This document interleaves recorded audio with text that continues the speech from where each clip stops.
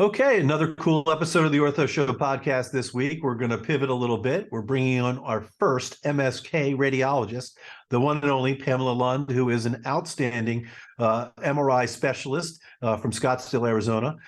She has been in private practice for over 25 years, and she is literally like the radiologist to professional athletes. We talk about where MRI came from, the concepts, the way in which she practices, and the way in which she works exceptionally well with the orthopedic space, which is really, quite unique for most radiologists. So I know I enjoyed the episode, and I think you will too. Dr. Sigman, hashtag follow the fro.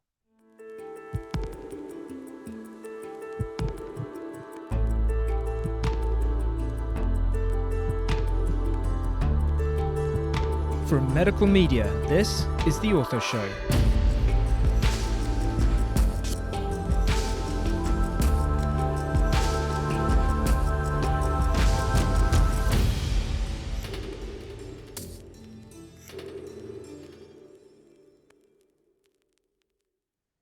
Hello world, Dr. Scott Sigman, your favorite opioid-sparing orthopedic surgeon here for another episode of the Ortho Show podcast, where everyone knows we bring you the best of the best in orthopedics. And we are super excited today. We have Dr. Pamela Lund, who is our first Ortho Show radiologist who's going to join us today. She is exceptionally well known within musculoskeletal space for radiology readings. She is the director of musculoskeletal imaging at Sigman Med in Scottsdale, Arizona. And she's consulting for just about every pro sports team out there. We got to meet each other in Hawaii and just loved your presentation. So I figured, Pam, we're going to share your image and who you are with the world and explain all about musculoskeletal imaging. So thank you so much for joining us today. Thank you, Scott, for having me. It's my honor and pleasure to be here among your very esteemed guests that I know you have had on. So I hope to tell you something useful and something interesting. We're going to entertain and educate today for sure. First and foremost, we want to thank you for leaving your radiologic underground lair where you go in that dark area so you can join us out here in the light and be able to share your wisdom with us. So thank you so much.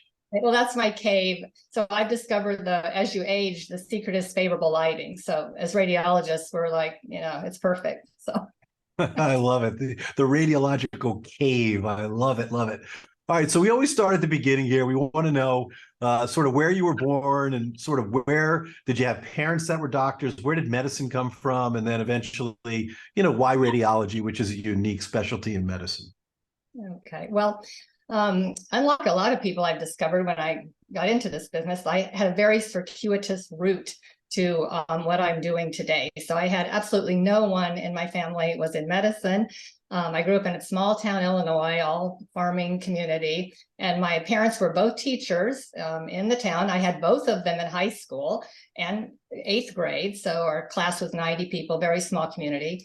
There were two options when you're a girl in my age group at that time was either nurse or teacher. So when I did all my schooling and so forth, I was planning to go to college and be a teacher or a veterinarian. I had that in the back of my mind. So I just came into college and all of a sudden I discovered this thing called science, which I didn't even take that much science in high school because of it just wasn't really that available. So I got into chemistry, ended up being a chemistry bio major, tutored chemistry, and did a lot of working in the hospital laboratory there, and graduated in 3 years, which was good because finances were always a concern. And then got into University of Illinois and was very interested in surgical subspecialties and had an interesting radiology elective with a very a really charismatic radiologist, if that isn't an oxymoron. But anyway, he really instilled this interest of how radiologists think and how we get to see all the cool cases. We get to solve a lot of puzzles. And I just thought this is really the way my mind likes to work, images and puzzles. So that's kind of how I got into the radiology business. I did a couple of years in internal medicine at the county hospitals in Chicago, the trauma, did all that, and then ended up in radiology residency in Chicago. So So you spent your entire adult life basically in Illinois. I grew up when I grew up. My father was a chemical engineer, so we spent 6 months in Decatur, Illinois, which is funny because Sarah Edwards. I don't know if you know Sarah, but she's an orthopedic surgeon in San Francisco. I guess our fathers basically worked together at the same time. Very bizarre story, but yeah, we lasted 6 months. My mother was a Jewish woman from New York, and she went screaming and running out of Decatur after 6 months. But interesting that you spend most of your all of your adult life, and then you hop on a plane, you go to Arizona, where you're going to set up shop for radiology. So how was it? Just what was the draw to Arizona? How was that a decision? It was a big decision, a big change for you for sure. Yeah. Well, my brother, he was the pioneer and moved out to Arizona initially. But during my residency, you may not be aware that radiologists, I think they still do this today, go to the Armed Forces Institute of Pathology in Washington, D.C. for a month rotation. And I met a gal there who was from Arizona. I was already looking to move to the Southwest because, well, you spent some time in Decatur, so you know how the weather is there. And it's not really favorable. So I was definitely not Arizona, that's for sure. So I started thinking that direction, and we became very good friends. She said, "Hey, why don't you come out and look at this job? We've got a great opening in Arizona." And when I come to find out, when I went out there, that opening was being the director of radiology at the Tucson VA and being the only staff position running a hospital with 5 radiology residents. So that was my first job. And somehow that's awesome. Yeah. Did I say yes? I would probably sink or swim, right? You got to just jump in there and get it going. Crazy. We did interventional. We did all the procedures and so forth. So it was a really a good experience.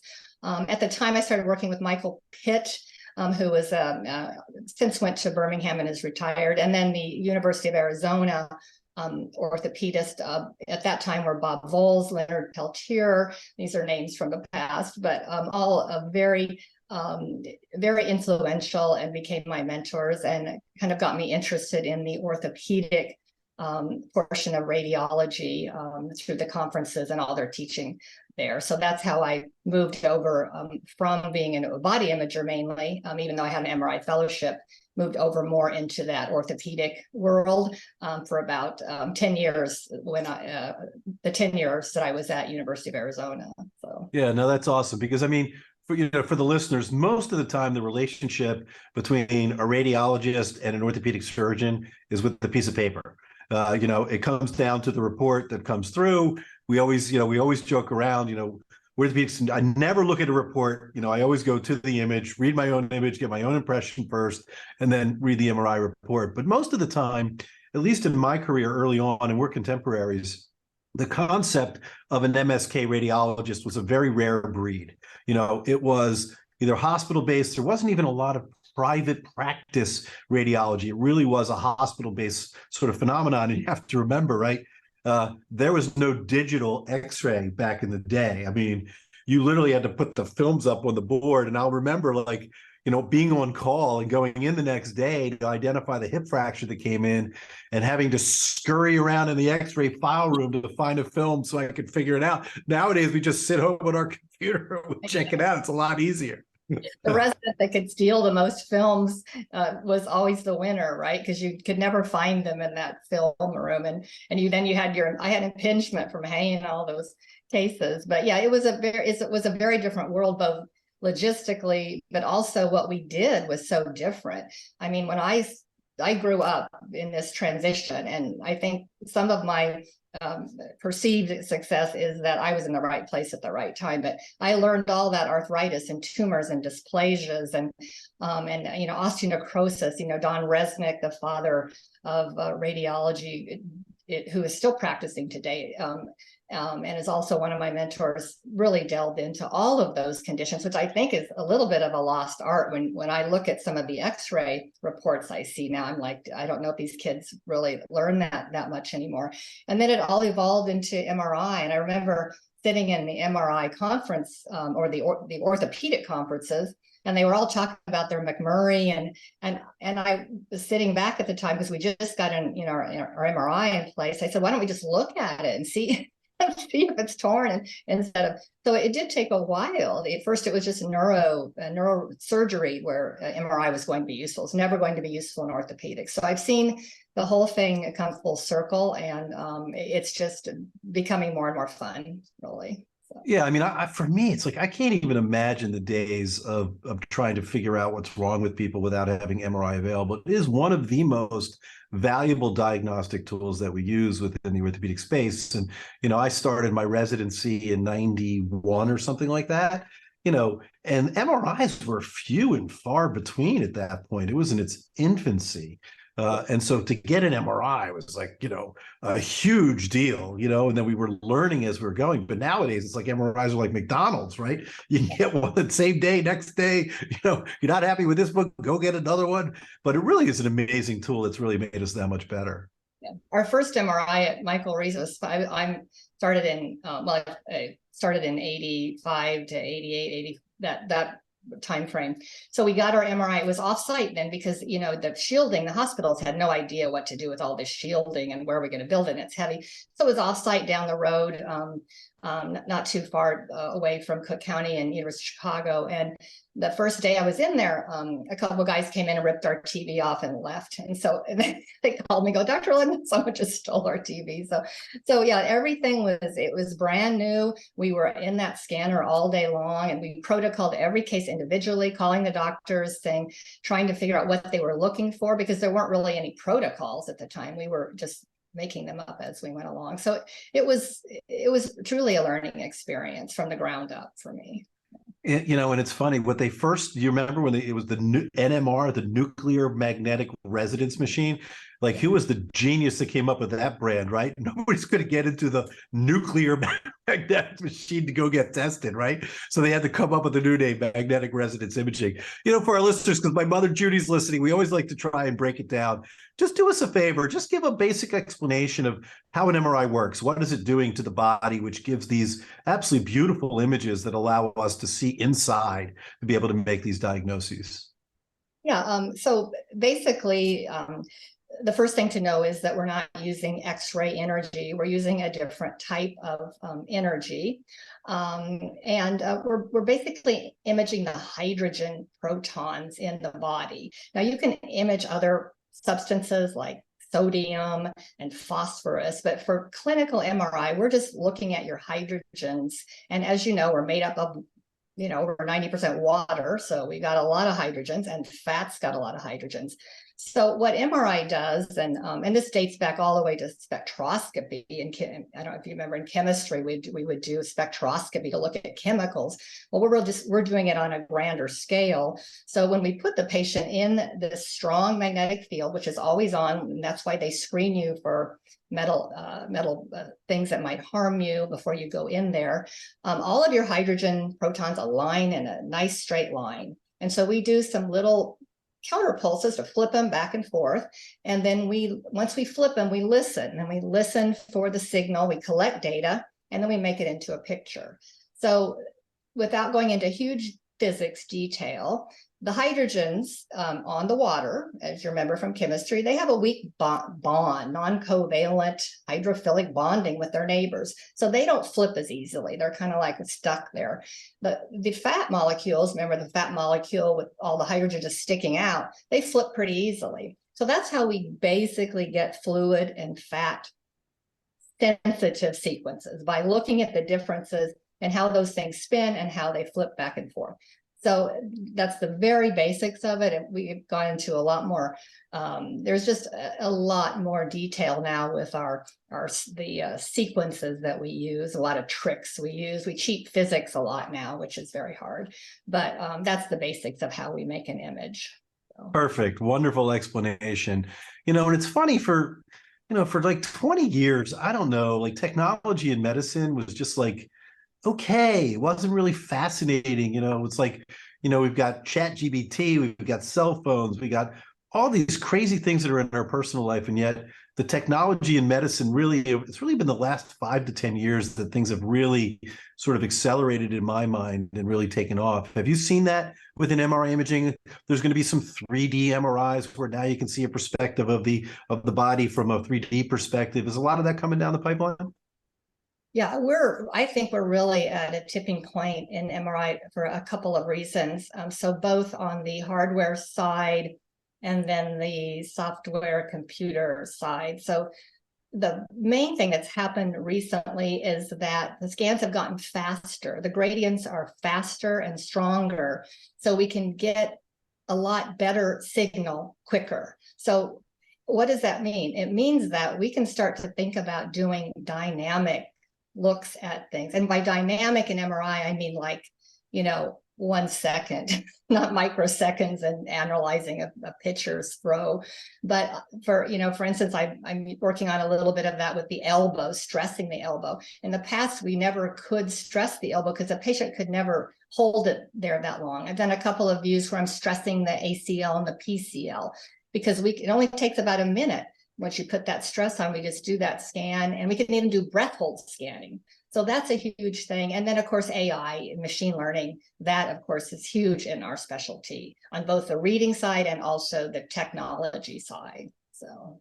Yeah, it's interesting. So again, for the listeners, we think of when you go into an MRI, you sit there and you lay there, and I actually can take a nap. I guess most people can't. You get that clunky thing going on. You're just staying there like this, right?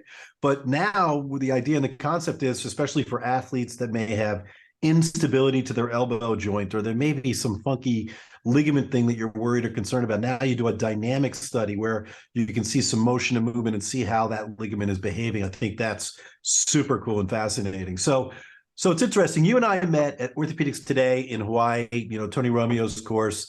And, it was fascinating because you were one of the few, radiologists that sort of gets up there. And you're like E.F. Hutton when it comes to, this type of stuff. Like everybody's listening.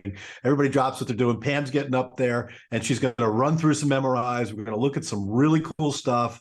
We're going to try and identify and study. And I guess it's really fascinating that you have tremendous respect amongst the orthopedic community.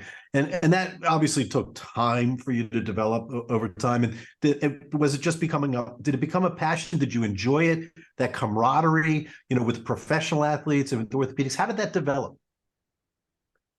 Well, I think it's kind of multifaceted. The one thing I noticed in radiology, particularly in musculoskeletal orthopedics, when I looked at the older reports and stuff, it was just so frustrating. You have a patient with a knee dislocation, and the first line of the report is there are no destructive bone lesions, and I mean, it was very frustrating. And so my old mentor at University of Arizona was one of the first people that said, "Hey, put number 1." Displaced meniscal tear, period, and just go number 2, the next most important. So, that was a passion of mine. We can be better. I mean, we have all these smart people looking at smarter than me, looking at images and doing all this fancy, technical work. And then the report is just so frustrating so I tried to think like an orthopedic surgeon, because I think it's very interesting. If we can work together, we can get a better, we can get more for the patient. It's really about the patient, and when you give reports that aren't that helpful, or you don't give, recommendations about further imaging, a lot of times we're not on the same page. And I see that when I go back and forth between radiology and ortho meetings. I wish we had more of that, of that camaraderie where we got together, because it is so helpful. So that was one thing that really was a passion of mine. And also give the orthopedic surgeon something they can use. That's how one reason I developed the stress view of the elbow was all these years of looking at these elbows in pictures. We tried to dissect how much signal's there. We tried to look at, intrinsically, is it wavy? Why don't we just see how strong it is? And I knew there was a way we could do it. So it was kind of like, just give me something I can use. So those are my passions when I wanted to go into the specialty. And I think it's just fascinating to work with all the mechanics of the thrower's arm and all of that. It really, it's really been fun for me, and it continues to be. I mean, that's awesome. Just so to sum it up, I mean, I love the concept of giving an orthopedic surgeon, what he needs in the report, right? Focus on this guy, we write it on like question of ACL tear, meniscal tear, and then you go through and there's these 3-page report, it all comes in paragraphs, and you go down to the bottom to try and figure out what they finally said. So reports that orthopedic surgeons can understand, recommending potential further imaging is needed, think like an orthopedic surgeon and give them something that they can use. And I think that's clearly, a very unique perspective when it comes to this type of thing. So how did you get into the world of professional sports consulting? Because that's, it's not easy to get into. Obviously, you're one of the most respected MSK, MRI radiologists in the country at this point. So how did that, where did the crossover come? Where did you get your first job? And then how did it grow from there? Well, when I moved from the university practice to private practice, that was in 1998. So I'd been 10 years at the university. I just gotten tenure, and the dean said, "Oh, so you're leaving us? You just got tenure?" I said, "Well, it just has been enough, and I wanted to do something private practice." So I went with this group in Phoenix, the Good Samaritan St. Joe's group, and they were covering. One of my former residents actually was covering the Cardinals and the Diamondbacks at that time, and some of the spring training teams. I came on board, and just because I have my experience, et cetera, I was one of the radiologists that read for them. And so, again, I think a lot of it's right place, right time. If you remember back in 1998, 2000, there weren't really any orthopedic MRI practitioners. So I actually had a unique experience in that I had been in the orthopedic conference, had done a lot of sports, and then I had the MRI, and now I had the opportunity to practice it with the teams. And I think it really caught on. And, and I get a lot of residents say, "How did you get this job? How do I get this job?" I say, you have to make your own job sometimes. Sometimes you just, I didn't know I was going to do this, but it's how it all fell into place. So now, 25 years later, I've seen a lot of things change. The practice is still fundamentally the same, and your availability, you've got to be, you need to know what you're doing. You need to have a little bit of patience. It is challenging, but it's changing. But I've loved, every minute of taking care of the sports team. And I'm sure a lot of it has to be agent driven as well. Do you get consultations from agents for these top end athletes outside of the teams that you care for? Or and I'm sure you must be available, right? Whether it's the cell phone, the email, but when A-Rod hurts his knee, everybody wants to know, when's it going to be ready? Is it going to be ready yesterday? So you have to be available. Yes. Yeah, it's challenging in that way, but I don't know. It really, the availability part is, it's a big piece of the puzzle, but when it's fun for you every day, it really isn't, it really doesn't turn out to be work. So I do bring in some more colleagues now, since I have the Cactus League and then all the Phoenix teams, which kind of, their seasons there's never a break, because the seasons always just go on at football, baseball, et cetera, keeps going. And then we have the MLB combine coming to Phoenix this month. So that will be a big group of people also. But it takes a village. It takes really good staff and really good colleagues to accomplish and to put out a good product for these players. And it's a big deal, right? I mean, you're at the NFL combine, you're at the MLB combine, and, a lot of these kids have had injuries. They've had previous surgery before they're coming in, and they're relying upon, the teams are relying upon your opinion. Did this ACL work, right? Is there arthritis in this kid's knee?